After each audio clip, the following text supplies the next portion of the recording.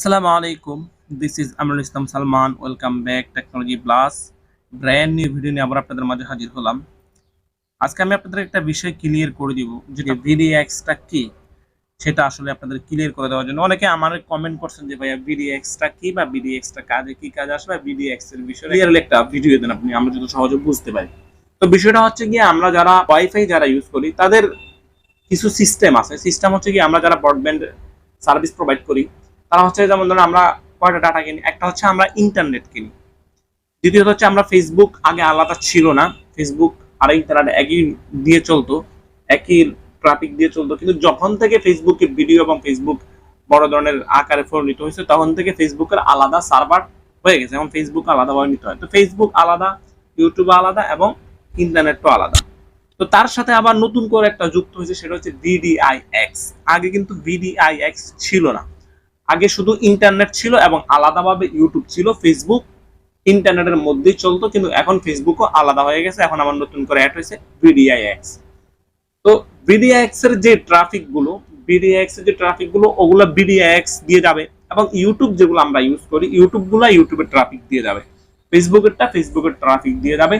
বাকি আদারওয়াইজ যত সার্ভার আছে, টিকটক, লাইকি, তারপরে ধরেন আপনার এই গভর্নমেন্ট সার্ভার, মানে যত ওয়েবসাইট আছে, যত কিছু আছে, যা কিছু ব্যবহার করি, এই তিনটা বাদে সবগুলো আমাদের ইন্টারনেটের উপর দিয়ে যায়।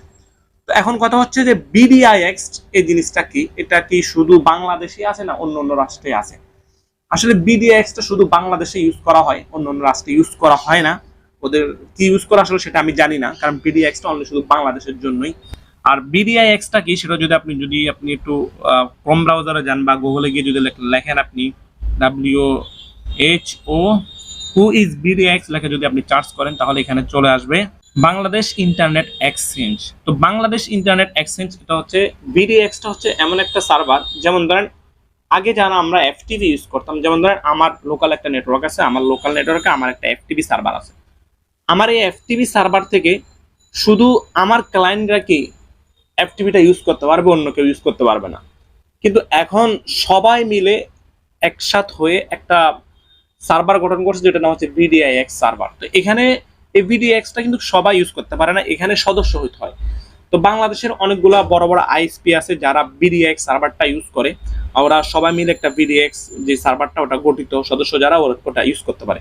তো যেমন ধরেন আমার যে এফটিভি সার্ভারটা, সেটা ওই যে সদস্য আছে আর 50 জন বা 250 জন সদস্য আছে, ওরা ইউজ করতে পারো। ওই 250 জনের যে এফটিভি সার্ভারগুলো আছে ওগুলো আমি ইউজ করতে পারবো, এবং ওদের যেমন ধরেন লাইভ টিভি সার্ভার বা অন্যান্য যে সার্ভারগুলো সেগুলো আমি ইউজ করতে পারবো।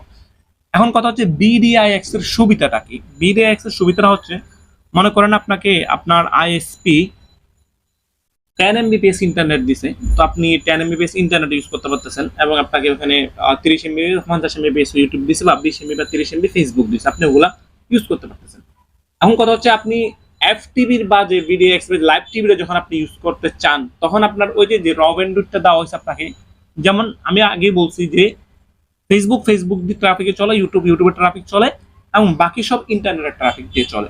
এখন ধরেন আপনি একটা টিকটক ইউজ করতেছেন বা লাইক ইউজ করতেছেন, তখন আপনি একজন টিকটক ইউজার কিন্তু 10 Mbps ইন্টারনেট তুলতে পারে, এটা ওর জন্য কোনো আহামরি ব্যাপার না। তো যখন টিকটক ইউজ করে তখন কি হয়, আপনার যে স্পিডটা, মানে ইন্টারনেট যে র স্পিডটা, সেটা সে ইউজ করে নিয়ে যায়। তখন যদি আপনি একটা লাইভ খেলা দেখতে চান, তখন যদি আপনার bdix না থাকে তাহলে আপনি লাইভ খেলাটা দেখতে পারবেন না। কেন? কারণ আপনার bdix নাই। তখন আপনার ট্রাফিকটা যখন ইন্টারনেট আপনার ফুল হয়ে গেছে, ইন্টারনেট 10 Mbps, টিকটক আপনার পাশের এক ভাই ইউজ করতেছে, ওর 10 Mbps টানতেছে, এখন আপনি যখন লাইভ টিভিটা দেখতে যাবেন তখন আপনি দেখতে পারবেন না, কারণ আপনার bdix নাই। ওই bdx-টা হচ্ছে এক্সট্রা একটা স্পিড যেটা আপনি ইউজ করতে পারেন, যেটার মাধ্যমে আপনি এফটিভির মতো বা লোকাল নেটওয়ার্কের মতো আপনি ইউজ করতে পারেন। যেমন ধরেন আপনি একটা ইউটিউব থেকে একটা ফাইল চার্জ করতেছেন বা একটা ভিডিও আপনি প্লাই করবেন, তো যখন আপনি একটা ভিডিও প্লাই করবেন বা চার্জ করবেন, প্রথম কলটা যাবে আপনার রাউটারে, আপনার রাউটার থেকে আপনার যাদের থেকে লাইন নিয়েছেন তাদের মাইক্রোটিক থেকে যদি ওদের ক্যাশে না থাকে, এটা চলে যাবে বিটিসিএল এর ক্যাশে। বিটিসিএল এ যদি না থাকে, এটা ডাইরেক্ট হিট হবে ইউটিউবের সার্ভার, যদি আমেরিকার হয় বা যেই সার্ভার ওই ভিডিওটা ওই সার্ভারে হিট হবে। আর bdx যদি হয় তাহলে অত দূরে যাবে না, আমেরিকা যাবে না, অত দূরে যাবে না, আপনার ঢাকাতেই, আপনার ট্রাফিকটা ঢাকাতেই চলে যাবে, ঢাকা থেকে আপনি কি এটা ব্যাক পাবেন, রিটার্ন ব্যাক পাবেন। তো bdx এর সুবিধা হচ্ছে এটা যে ইন্টারনেট থাকা সত্ত্বেও আপনি এক্সট্রা যে স্পিডটা পান, কেউ bdx 50 Mbps দিয়ে রাখে, 100 Mbps দিয়ে রাখে, এখন যদি আপনি ধরেন আমার আমার যে বিডিএক্স এর সার্ভারগুলো থাকে, ওই সার্ভারগুলো থেকে আপনি আলাদাভাবে একটা স্পিড পাবেন। আপনার যে আইএসপি সে কি বিডিএক্স এর সাথে কানেক্টিভিটি আছে কিনা বা সে বিডিএক্স ইউজ করতেছে কিনা সেটা আপনি কিভাবে বুঝবেন? সেটা বোঝার জন্য সিম্পল একটা বিষয় আছে, সেটা হচ্ছে আপনি প্রথমে চলে যাবেন কোথায়, প্লে স্টোরে। প্লে স্টোরে যাওয়ার পর এখানে লিখবেন বিডিআইএক্স টেস্টার, বিডিআইএক্স টেস্টার লিখে আপনি চার্জ করবেন। এটা চার্জ করার সাথে সাথে আপনার সামনে হুবহু অ্যাপসটা চলে আসবে। আমার কাছে অলরেডি ডাউনলোড করা আছে, আমি দেখাইলাম না, আপনি ডাউনলোড করে নেবেন। তারপর আপনি কি করবেন, এই বিডিএক্স টেস্টার নামে যে অ্যাপসটা আছে সেই অ্যাপসটা আপনি ওপেন করবেন। ওপেন করার পর আপনি এটাতে স্টার্ট টেস্ট দিবেন। স্টার্ট টেস্ট যখন আপনি দিবেন, আপনার আইএসপি যদি বিডিএক্স সার্ভার ইউজ করে থাকে বা বিডিএক্স সার্ভার আপনার আইএসপি কাছে থাকে, তাহলে আপনার এখানে ও এটা টেস্ট করে কতগুলো সার্ভার আপনার আইএসপি ইউজ করে সবগুলো কি করে দিবে, আপনার জন্য নিয়ে আসবে।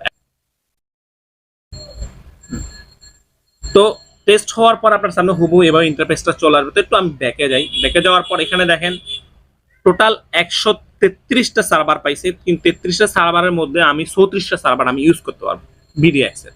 এখানে ওয়ার্কিং সার্ভার ফাউন্ড 34। তো আমি একটু ভিউতে যাব। ভিউতে যাওয়ার পর এখানে যে গ্রিন কালার টিক মার্ক দেওয়া আছে যেগুলা, এই সার্ভারগুলো কিন্তু আমি ইউজ করতে পারবো। তো এখানে দেখা আছে Dhaka FTV, Dhaka মুভি.com, bus network, explore online, ঠিক আছে, বায়োস্কোপ লাইভ টিভি, মজালস, রোয়ার জোন, এটিএস, এএমআর, মানে এই যে গ্রিন মার্ক দেওয়া আছে, টিক মার্ক দেওয়া আছে, এই সম্পূর্ণ সার্ভারগুলো আমি ইউজ করতে পারবো। এখানে কিছু লাইভ টিভি আছে, কিছু আইপিটিভি আছে, কিছু এফটিভি সার্ভার আছে, যেগুলো আমি ইউজ করলে আমার যে ব্যান্ডউইথ আছে ওই ব্যান্ডউইথের উপর কোনো হিট পড়বে না, আমি এটা জাস্ট ফ্রিতে ইউজ করতে পারবো। তবে এখানে নট টেস্ট, নট ওয়ার্কিং, এগুলো আপনি ইউজ করতে পারবেন না।